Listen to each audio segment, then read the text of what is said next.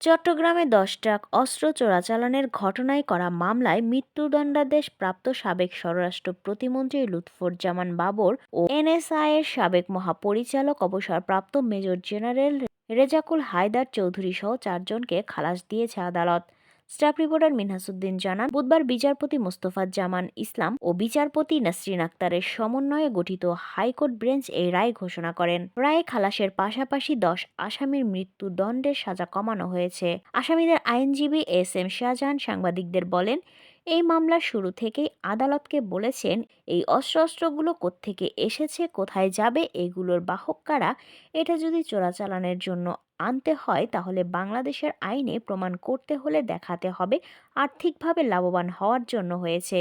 কিন্তু এখানে বিচারিক আদালতের রায়ে বলা হয়েছে অস্ত্রগুলো পার্শ্ববর্তী কোনো দেশে পাচার করার জন্য আনা হয়েছে। তারাও এটাই বলার চেষ্টা করেছেন। কোর্টের কাছে ন্যায় বিচার পেয়েছেন বলেও জানান তিনি। এই মামলার বিচারিক আদালতে সমস্ত আসামিকে ফাঁসি দেওয়া হয়েছিল। যে ১০ আসামির সাজা কমেছে তাদের মধ্যে সাবেক শিল্পমন্ত্রী ও জামায়াত ইসলামীর আমির মতিউর রহমান নিজামী মারা গেছেন। এছাড়া ভারতের বিচ্ছিন্নতাবাদী সংগঠন উলফার সাময়িক কমান্ডার পরেশ বড়ুয়ার মৃত্যুদণ্ড কমিয়ে যাবজ্জীবন দণ্ড দেওয়া হয়েছে। বাকি ৭ জনের মৃত্যুদণ্ড কমিয়ে ১০ বছর কারাদণ্ডের সাজা হয়েছে। উল্লেখ্য, ২০০৪ সালের ১ এপ্রিল সিইউএফএল ঘাট থেকে আটক করা হয় ১০ ট্রাক ভর্তি অস্ত্রের চালান। এই নিয়ে কর্ণফুলী থানায় অস্ত্র আইন ও বিশেষ ক্ষমতা আইনে চোরাচালানের অভিযোগ এনে ২টি মামলা হয়। মামলায় ২০১৪ সালের ৩০ জানুয়ারি চট্টগ্রাম মহানগর দায়রা জজ আদালত এবং বিশেষ ট্রাইব্যুনাল ১ এই রায় দেন।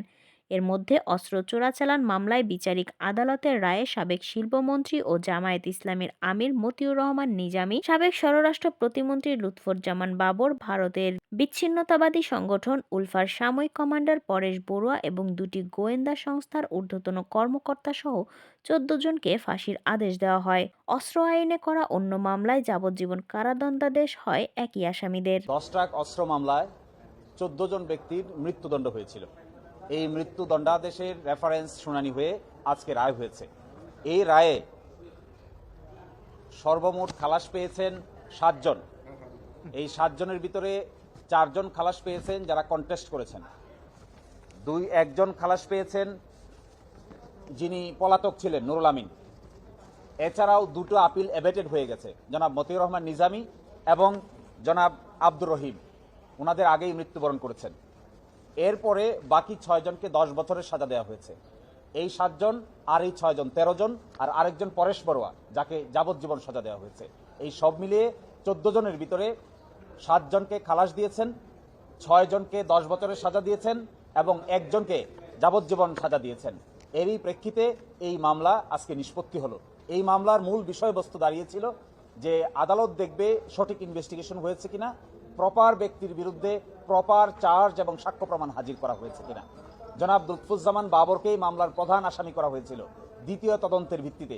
এই জনাব লুৎফুজ্জামান বাবরকেও আজকে খালাস দিয়েছেন এই কথা বলে যে তিনি রাজনৈতিক উদ্দেশ্যের ভিকটিম, শিকার, এবং তার বিরুদ্ধে সুনির্দিষ্ট কোনো তথ্য প্রমাণ কেউ হাজির করতে পারেনি। তার বিরুদ্ধে প্রথম অভিযোগ আনা হয়েছিল যে তিনি ৫ জনকে প্রভাবিত করে মুক্তি দিয়ে দিয়েছিলেন।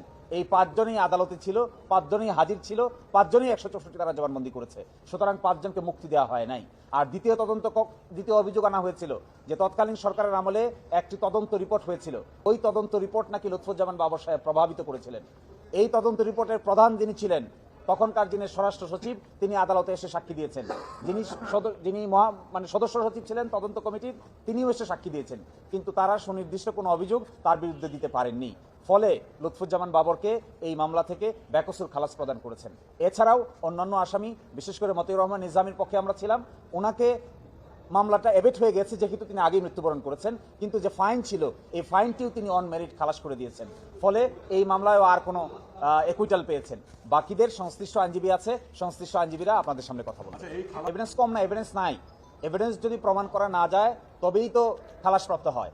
এখানে বাবর সাহেবের বিরুদ্ধে কোনো সুনির্দিষ্ট অভিযোগই নাই। এবং আপনারা এটাও জানবেন যে বাবর সাহেবের বিরুদ্ধে এই মামলায় দ্বিতীয় তদন্তে তাকে আসামি করা হয়েছে। প্রথম তদন্তে তিনি আসামিই ছিলেন না। ২৮ জন সাক্ষী হয়ে যাওয়ার পরে নতুন করে অ্যাপ্লিকেশন দিয়ে তদন্ত করে ফার্দার ইনভেস্টিগেশনে বাবর সাহেবকে আসামি করা হয়েছিল। সেই জন্য ফার্দার ইনভেস্টিগেশনের যে সাক্ষ্য প্রমাণ এসেছে সেখানে সুনির্দিষ্ট কোনো সাক্ষ্য প্রমাণ আসেনি, ফলে খালাস দেওয়া ছাড়া আদালতের সামনে আর গত্যন্তর থাকে না। খালাস হয়েছেন লুৎফুজ্জামান বাবর, খালাস হয়েছেন রাজ্জাকুল হায়দার, খালাস হয়েছেন মহসিন তালুকদার এবং খালাস হয়েছেন AKM এনামুল হক।